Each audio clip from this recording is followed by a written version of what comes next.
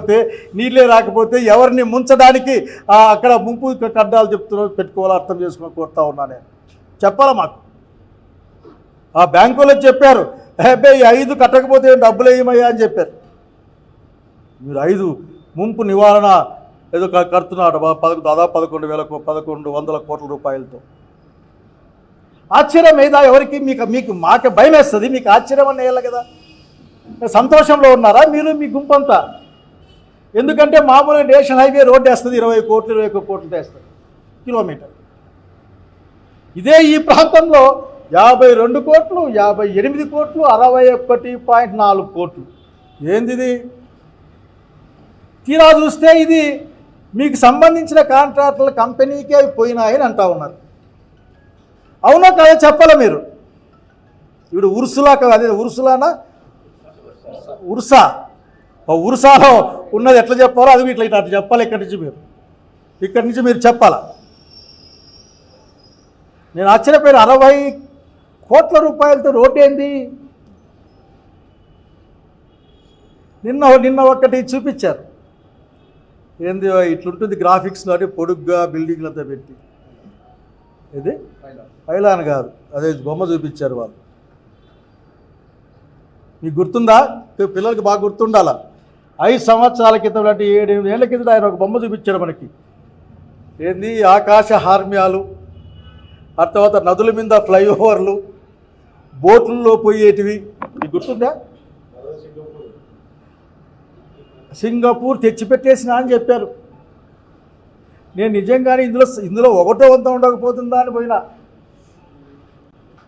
అనంతపురంలో కదా భూ దొరకకపోతే మళ్ళీ ఆఖరి మంగళగిరి దగ్గర పోయి భూ తిన్నాయి నా పొద్దునేను. ఏదో బాబు గారు చెప్పారు చిన్నగా, because anyhow whatever it he may be, ఈ the chief minister of Andhra Pradesh అని ఆయనకు ఒక మాట చెప్పాలనుకుంటా. మీరేంది మా దగ్గర 1000 కోట్ల విలువ చేసే భూములు మీ దగ్గర ఉన్నాయి. దాదాపు ప్రభుత్వాన్ని రైతులు కలిపి 55-54 వేల ఎకరాలు ఉన్నాయి. మళ్ళీ మీ కన్ను పడిందంటే ఇంకో 44 పీకేస్తారు. మీరేం నాకు అనుమానం ఏం లేదు. చెప్పారు మీ మంత్రి అప్పుడే, ఇష్టంగా ఇస్తే ఇష్టంగా తీసుకుంటాం, కష్టంగా ఇస్తే కష్టంగా తీసుకుంటాం అని చెప్పారు మీ మంత్రి, మీ పురపాలక శాఖ మంత్రి. వచ్చి భూములు దండిగా ఉన్నాయని అక్కడ చెప్తారు ఆయనకి. నిజమో అబద్ధం ఆయన చెప్పాలా. జపాన్ వెనకల, సింగపూర్ వెనకల, లేకపోతే ఇంకో దాయకల పోయి ఇదేందిరా పోయి దేవరింత, ప్రతిసారి దేవరింత ఏంది? ఈ దేశంలో ప్రపంచంలోనే షావుకారులు మన దగ్గర ఉన్నారని చెప్తా ఉన్నారు. ప్రపంచంలో 1వ షావుకారి, 2వ షావుకారి, 3వ షావుకారి మన దగ్గరే, లక్షల కోట్ల రూపాయలు మన దగ్గరే. అట్లా వాళ్ళతో మాడుకోవచ్చు కదా పోయి ఆ సింగపూర్లో ఎంటబడి. ఎందుకంటే వేరే దేశం పోతే కొద్ది విషయాలు మీకు మాత్రమే పరిమితమవుతాయని నమ్మకమా? నాకేం తెలియదు. మాకేది వేరే దేశాలు పోయి చూరు పోయిస్తాం అంతే. మాకేం తెలియదు. సేపు నా సింగపూర్లో మంగపోతావు, జపాన్లో మంగపోతావు, ఇంగోని మంగపోతావు. ఇక్కడే ఉన్నారు కదా చాలామంది. నరేంద్ర మోడీ గారు పెంచిన అదాని అంబానీ ఉన్నారు కదా, ఓరి దగ్గర ఒక 10-15 లక్షల కోట్లు ఉన్నట్లున్నాయి. అంతేకాదు ఆ భారత ప్రభుత్వం పెద్ద పారిశ్రామికవేత్తలకు రుణమాఫీ చేసింది 12 లక్షల కోట్లు అనుకుంటా. మరి కనుక మీకు ఇబ్బంది ఉందేమో లేదో కానీ ముఖ్యమంత్రి గారు, మాకైతే మా లాంటి వాళ్ళకి తెలిసిన వాళ్ళకి, ఎందుకంటే మిమ్మల్ని చూసాము అసెంబ్లీలో చాలాసార్లు, మాకైతే ఇబ్బందిగా ఉంది. మీరు ప్రతి ఒక్కరు కోట్ వేసుకొస్తేనే వారి ఎక్కి వాడి వంగి ఆ కోట్ వేసుకొని కూర్చోబెట్టుకొని కాఫీ టీలు తాపించి వాడు తీరా చూస్తే వాడు మన ఉరుసు కంపెనీ పెట్టుకొని మన భూములు తీసుకుపోతాడు కానీ వాడు పైసా తేడు. So please don't play with the sentiment of the Andhra Pradesh people. మీకు పరిపాలన నిజంగా అభివృద్ధికి ఎట్లా ముందుకు పోవాలి, ప్రజలు ముందుకు ఎట్లా తీసుకెళ్ళాలి, సంక్షేమాన్ని అభివృద్ధిని ఒకే సమయంలో ముందుకు ఎట్లా తీసుకెళ్ళాలంటే మీరు జగన్మోహన్ రెడ్డి గారిని, రాజశేఖర రెడ్డి గారి యొక్క ఆశయాలతో పనిచేసిన వాళ్ళతో మీరు కనుక్కుంటే మీకు ఇస్తారు. మీరైతే మూసేస్తారు. ఏమన్నా మాట అసలు మీకు తమాషగా కనిపించదా? చంద్రబాబు నాయుడు గారు అంతర్జాతీయ విమానాశ్రయం కడతారట ఆయన. ఎక్కడ? అదేది అమరావతిలో. పాపం విజయవాడలో ఒకటి ఉంది కదా 20 కిలోమీటర్లలో, దానికి ల్యాండ్ ఉంది, అన్నీ ఉన్నాయి, 4 డబ్బులు. నువ్వు కూడా ఆయన ప్రకటించాడు ఈ మాట. ఎందుకంటే ఏదో నేను ఊరికి చెప్పడంలో ఆయన ఏం ప్రకటించాడంటే కృష్ణా జిల్లాకు ప్రస్తుత విమానాశ్రయాన్ని గన్నవరం అంతర్జాతీయ స్థాయికి విస్తరించడం, అది ఆయన మాటే, మర్చిపోయాడేమని గుర్తు చేస్తూ ఉన్నా. మీరేమి అక్కడ కట్టాల్సిన అవసరంలే, పక్కనే విజయవాడలోనే ఉంది.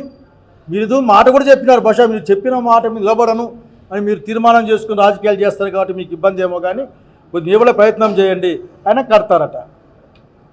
అక్కడ ఇంకా ఏదో పెద్ద ఈ భారతదేశం మూర్చపోయే రైల్వే అదేంటారా సెంటరా, రైల్వే జంక్షన్ కడతారట. ముందు జనాలు వచ్చిపోయాక బస్ స్టాండు, ఆ ఎండగా చచ్చిపోతారంతా, అక్కడక్కడ బస్ షెల్టర్లు, ఆ బస్ షెల్టర్ దగ్గర కాస్త నీళ్లు, ఇట్లా కనీస అవసరాలు మా అనంతపురం బస్ స్టాండ్ అంతా కట్టండి చంద్రబాబు నాయుడు గారు. బహుశా మీరు అది అడిగితే డబ్బులు లేవంటారు. కష్టాల్లో ఉన్నాను, గల్లా పెట్టి ఖాళీ అయిపోయింది, జగన్మోహన్ రెడ్డి గారు డబ్బులను అయిపోగొట్టారు. 1,54,000 కోట్ల రూపాయలు ఈ 11 నెలల్లో తెచ్చిన మీరు ఆ డబ్బులు ఏం చేశారో కూడా ఈ రాష్ట్రానికి చెప్పలే ఇంతవరకు. మీరు రాజ్యాంగం ఒప్పుకొని ప్రజల ఆస్తుల్ని కూడా కుదవబెట్టే పరిస్థితి. అర్థం చేసుకోవాలా మీకేమర్థమవుతుందో మాకు అర్థం కావడంలే. చివరికి అప్పులు ఇచ్చిన వాళ్ళు అప్పు అడుక్కోరట. మనందరికీ సంబంధించిన ఆంధ్రప్రదేశ్ ప్రజలకు సంబంధించిన ఆంధ్రప్రదేశ్ ఖజానాలో నుంచి డైరెక్ట్గా తీసుకుని వెళ్ళిపోతారట. ఇట్లా అవన్నీ చాలా కాలం మనం మాట్లాడుకోవాల్సి వస్తుంది. నిన్న పునర్నిర్మాణం కాదు, మీ దగ్గర నిర్మాణమే లేదక్కడ, మీరు అప్పులు తెచ్చుకోవాలి, మన ఎత్తి మీద వేయాలి, మేము కట్టాలి. ఇప్పటికే మీరు 1117